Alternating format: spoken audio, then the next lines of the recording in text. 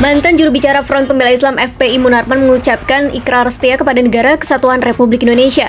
Terpidana kasus terorisme ini mengucapkan ikrar setia terhadap NKRI di Lembaga Pemasyarakatan Kelas 2A Salemba, Jakarta, Selasa 8 Agustus 2023. Munarman pun berpesan kepada orang yang masih berideologi garis keras untuk memperbanyak literasi, memperluas wawasan, dan memperlebar cara pandang agar tidak terjebak pada ideologi tertentu. Assalamualaikum warahmatullahi wabarakatuh. Bismillahirrahmanirrahim. Alhamdulillahi rabbil alamin. Wabihi nasta'in ala umurid dunya waddin. Wassalatu wassalamu ala ashrafil anbiya'i wa imamil mursalin, Sayyidina Maulana Muhammadin wa ala alihi wa sahbihi ajma'in, amma ba'd. Yang kami muliakan, yang kami hormati, yang kami banggakan, segenap pendengar dan pemirsa sekalian, saudara-saudariku semuanya dari lintas suku, bangsa, dan agama, dimanapun dan kapanpun berada, beserta dengan keluarga panjenengan semua, semoga berbahagia di dunia sampai di akhiratnya. Bila ada yang menderita sakit, semoga diberikan kepulihan dan kesembuhan kembali oleh Allah yang Maha Penyembuh. Bila ada yang sedang kesulitan, semoga diberikan kemudahan oleh Allah Subhanahu wa Ta'ala, segera menemukan makhroja, jalan keluarnya. Bagi yang masih belum rukun dengan sesama umat manusia, sesama umat beragama, sesama umat Islam, semoga semuanya bisa secara bertahap untuk rukun damai selalu, selamanya. Pada kesempatan yang penuh dengan keberkahan ini, kita patut untuk bersyukur atas karunia nikmah, karomah, maunah, khususnya yang Allah berikan kepada saudara Munarman, yang mana beliau hari Selasa kemarin telah berikrar untuk setia dengan Negara Kesatuan Republik Indonesia dan menyarankan kepada segenap pengikutnya yang masih dalam lingkungan garis yang belum lunak, ya, garis yang belum sewajarnya, untuk menambah literasi, referensi, wawasan dalam hal hidup dan kehidupan, baik dalam beragama ataupun bernegara. Alhamdulillah, beliau telah ikrar kembali kepada NKRI, setia dan ingin membina sesamanya. Selama ini banyak di antara teman-teman beliau dari kalangan khilafah, ya, dari kalangan yang masih ingin jalan kekerasan, meninggalkan kelemah lembutan. Alhamdulillah, Allah memberikan hidayah maunah kepada beliau, dan beliau juga bisa memahami akan kekurangan dan kekeliruannya. Inilah yang dapat kita harapkan dari selain beliau Munarman, ya, yang masih dalam jalan yang berseberangan dengan kebanyakan warga negara Indonesia dan kebanyakan umat Islam yang ada di Indonesia. Ini sebagai pelajaran kita bersama bahwa ternyata beragama dengan berdasarkan emosional itu untuk saat ini sudah bukan zamannya lagi. Alias narasi kebencian terhadap selain dari manhaj dan mazhab, golongan, organisasi, ras, fam, dan juga perbedaan pendapat, ya, itu tidak selayaknya untuk dikedepankan perbedaan itu. Yang harus dikedepankan adalah prinsip persamaan, bahwa semua warga negara Republik Indonesia ini adalah umat manusia. Ukhuwah basyariyah, ukhuwah insaniyah, sama-sama mengedepankan persatuan persaudaraan dalam sesama umat manusia. Setelah itu ukhuwah watoniyah, sama-sama satu negara Republik Indonesia. Dan ukhuwah Islamiyah, sama-sama umat Islam yang ada di Indonesia khususnya. Jadi ini menjadi tolak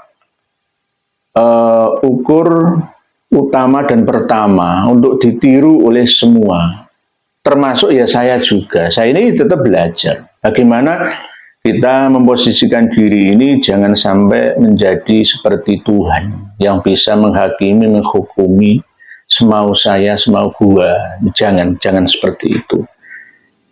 Kang Mas Munarman memang semangat ya, sangat-sangat energik ya dalam membela Islam. Memang pada waktu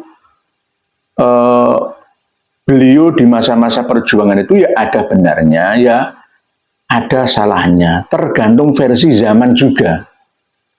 Jadi kadang-kadang zaman atau waktu ya ini bisa membedakan, yang dulunya salah sekarang bisa jadi benar, yang dulunya benar sekarang bisa jadi salah, tergantung situasi dan kondisi.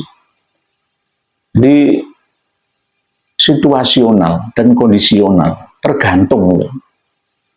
Di saat beliau bersama dengan Kang Mas Muhammad Rizik Syihab dan kawan-kawan membela umat Islam yang ada di Indonesia, ya memang pada waktu itu ya ada unsur benarnya. Tapi setelah dipikir-pikir, dibolak-balik, dibalik-bolak, maka kok nggak pas ya. Di Indonesia ini negara aman nyaman, negara tenang, ya negara tentram. Ya jangan dibikin onar kan itu. Air sudah tenang kok malah diobok-obok gitu. Oleh sebab itu kita pun yang ada di kalangan Nahdliyin ya khususnya juga jangan mengedepankan emosional dalam beragama. Jangan sampai mengajak musuhan dengan yang tidak sepaham dengan kita. Begitu juga yang dari kalangan non-Nahdliyin, misalkan dari kalangan Salafi Wahabi, dari kalangan LDII, Al-Irsyad, Persis, Ba'alawi, dan lain sebagainya, juga harus rukun damai semua. Kita jangan benci mereka. Toh kalau kita membentengi santri kita, jamaah kita, ya monggo, gak apa-apa. Cuma kebencian kita itu jangan sampai membuat kita tidak berbuat adil terhadap diri sendiri. Jadi sedang-sedang sajalah. Khairul umur awsatuha, sebaik perkara itu adalah tengah-tengah saja. Bencilah sesuatu juga jangan berlebihan, dan cintailah sesuatu juga tidak berlebihan. Bahkan ketika saya mengupload video yang khusus seakan-akan mempromosikan ulama Wahabi Salafi, Syekh Mukbil bin Hadi Al-Wadi'i, saya katakan namanya, saya sebutkan namanya itu saja sudah alergi ya kan. Terus itu sebenarnya video khusus untuk Ba'alawi, kan ada judulnya kan itu ya, nasihat untuk Ba'alawi kan gitu, tulisannya kan begitu, bukan nasihat untuk NU. Sama-sama nenek moyangnya dari Yaman. Beliau Syekh Mukbil bin Hadi Al-Wadi'i, seorang Sunni Wahabi, ya Salafi Wahabi dari Damaj, Yaman, itu menasehati para kaum Ba'alawi, baik dari Ba'alawi, terus Bani Ahdal, dan Bani Kudaimi. Itu maksudnya. Jadi tak promosikan, mari kita taati, enggak. Sudah saya jelaskan, Insya Allah ya, dengan ud'u ila sabili rabbika bil hikmati wal mau'izatil hasanati wajadilhum billati hiya ahsan, kita terapkan betul, insya Allah kaum Salafi Wahabi atau Wahabi yang ada di Indonesia ini secara berangsur-angsur akan menyadari kok akan kekeliruannya, seperti Kang Mas Munarman nantinya. Kang Mas Munarman itu bukan Salafi Wahabi, tapi NO garis keras. Jadi FPI itu adalah kultur NO, walaupun tidak diakui struktur NO, tetapi amaliyahnya termasuk kaum Ba'alawi itu yo Nahdien, 80% itu identik dengan Nahdien. Jadi FPI itu adalah NO garis keras. Gitu. Kalau Imam Samudra, Ali Imron, Amrozi itu Wahabi garis keras. Kalau Salafi, Wahabi itu garis lunak. Karena apa? Mereka terjun ke, kalau Sunni itu Sufi, Salafi, Wahabi itu sama dengan Sunni, Sufi. Tidak memikirkan politik kekerasan. Kita tidak bisa memaksakan kehendak. Walaupun kita berhak untuk menyampaikan kehendak kepada orang lain, tapi orang lain juga punya hak untuk menolak kehendak kita itu. Ini yang patut kita sadari bersama. Bahwa jika kita ini ngotot menyalahkan orang lain pun juga akan ngotot menyalahkan kita. Ya sama-sama, nggak ada titik temunya. Nggak ada titik temunya. Sama seperti yang pernah saya sampaikan, kasus kerusuhan Sambit Sambas antara Tretan Dibi Ring Mendure sama dengan saudara saya dari Daya. Itu saya belani siapa? Ya tidak ada yang saya bela. Semuanya sama salahnya dan sama benarnya. Sama salahnya bagaimana? Ya mereka hanya mengandalkan emosi belaka. Terlalu percaya diri berlebihan sehingga tidak menghargai lainnya. Benarnya apa? Mereka berprinsip sesuai dengan titah dari leluhur mereka. Dari sisi saudara saya dari Daya, Adil Kak Talino, Bajuramin Kak Saruga, Basengat Kak Jubata, harus. Dari sisi saudara saya, Tretan Dibi Ring Medure, Atem Bang Bode Mata, Angoan Bode Tolang. Ya kan? Lah kalau nggak dipisah terus bagaimana? Kita harus berada di tengah. Jadi ya sama-sama kita bela semua saudara kita, sesama warga negara Republik Indonesia yang punya hak masing-masing. Sama haknya. Tapi kewajibannya juga harus saling menghormati. Inilah yang tidak dijalankan oleh keduanya. Begitu juga kasus-kasus SARA yang lain. Ini yang perlu kita pahami secara luas, jangan kita pahami dari sudut pandang yang sempit. Memang dari sudut pandang internal Nahdien, dilihat dari segi sepak terjang Salafi Wahabi itu memang megelno ati memang. Ya memang saya juga paham, saya itu puluhan tahun meneliti mereka. Jadi mereka itu kaum yang tidak mau dingluk, tidak mau menerima nasihat selain dari golongannya. Selalu mengatakan, menuduh orang lain, bid'ah, dolalatin finnar, syirik, musyrik, haram, musyrik. Kalau di Mekah, Madinah itu mungkin ya sedikit cocok lah. Tapi kalau di Indonesia ini tidak cocok. Indonesia ini multikultur. multicultural atau multikultur. Jadi coraknya harus membumi Nusantara ini. Yang cocok ya Muhammadiyah dan NO itu. Jadi kita harapkan saudara-saudari kita dari kalangan Salafi Wahabi atau Wahabi atau yang mengaku Sunni Wahabi, ya kita tetap bersaudara. Saya sendiri survei di daerah Solo, mulai dari MTA sampai Wahabi itu merajalela di sana.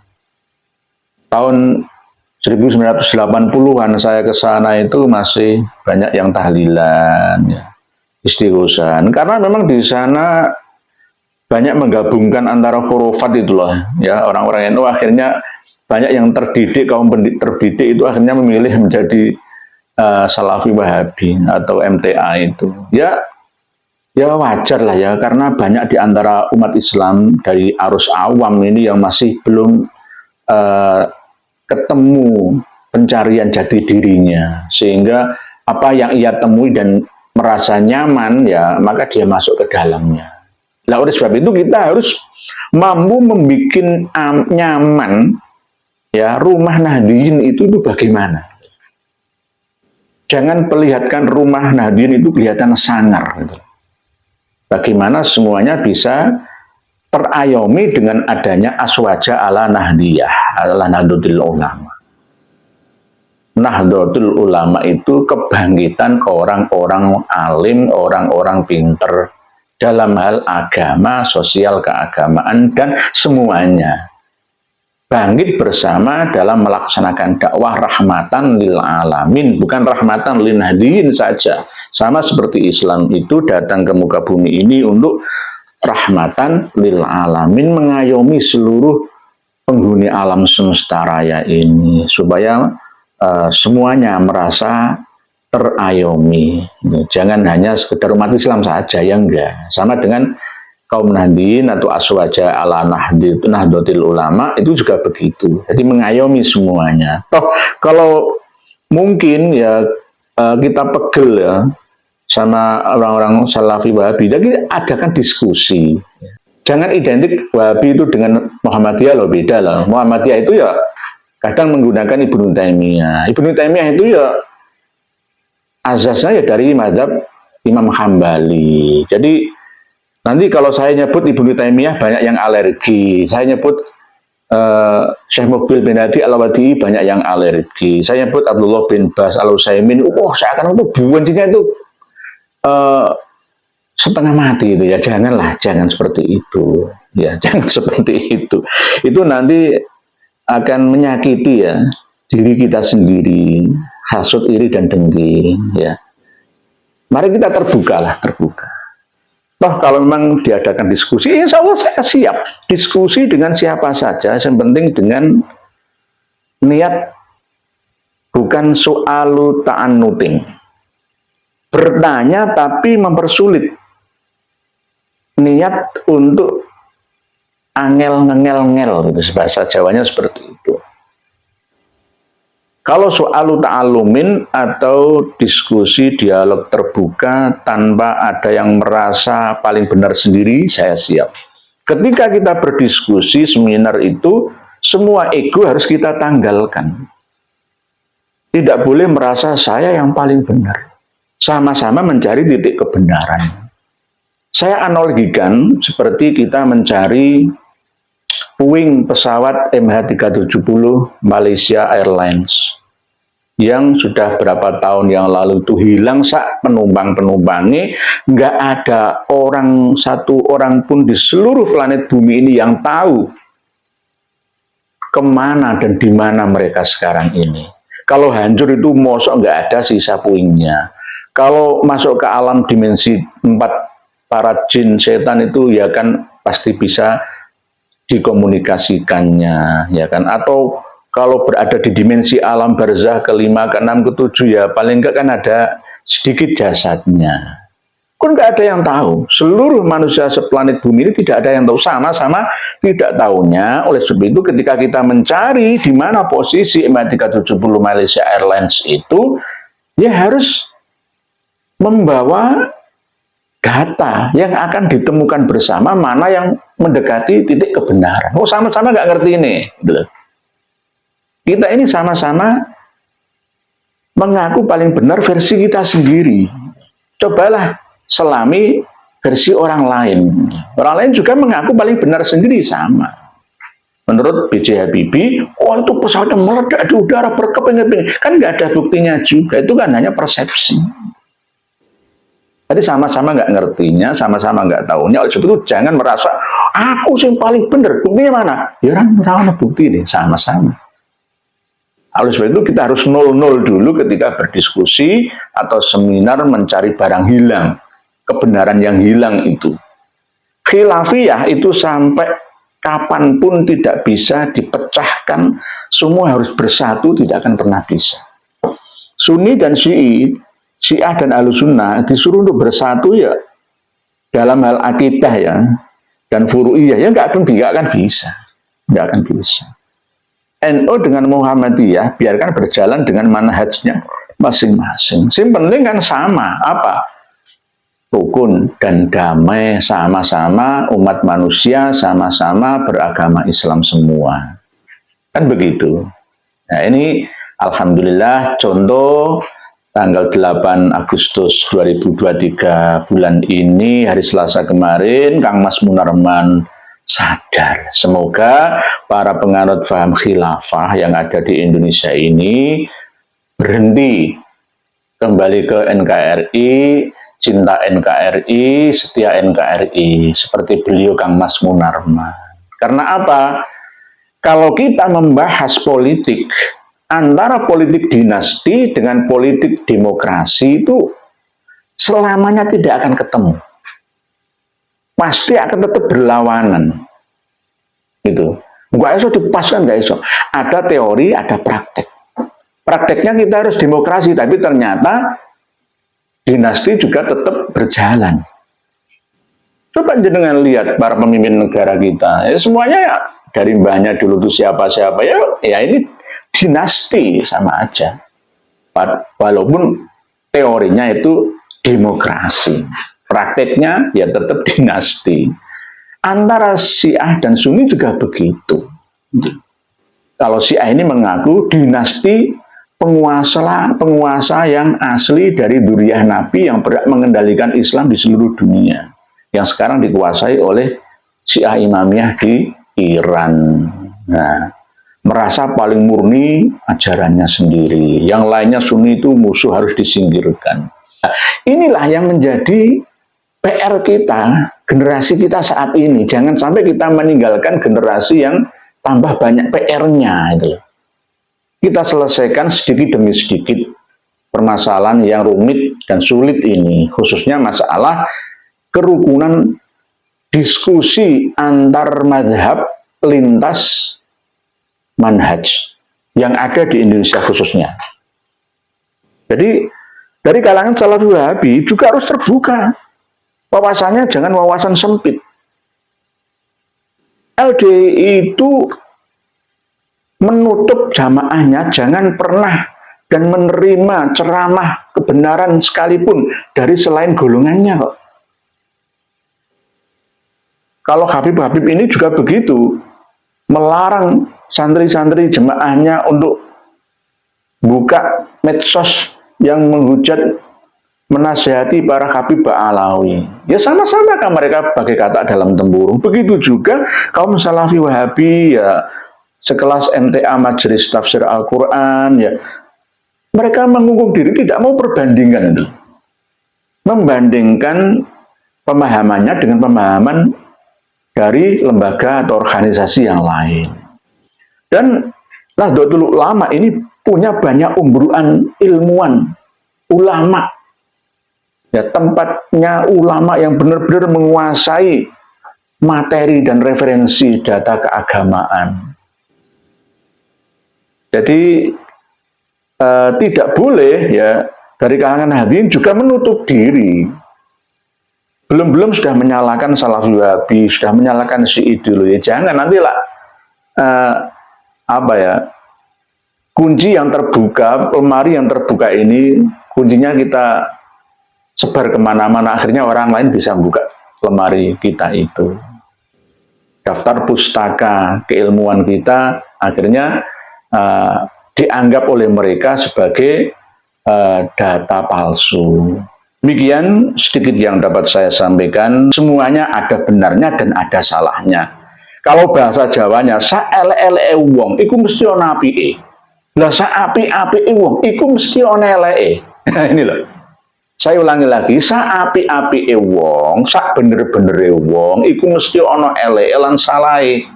Lah sak salah-salahe wong, sak elek-eleke wong iku mesti ana apike lan ana benere. Ayo dipahami bersama. Demikian, mohon maaf atas segala keterteladuan saya, kekurang sopanan saya, mohon dimaafkan. Wallahu a'lam bishawab. Akhirul kalam. Wassalamualaikum warahmatullahi wabarakatuh.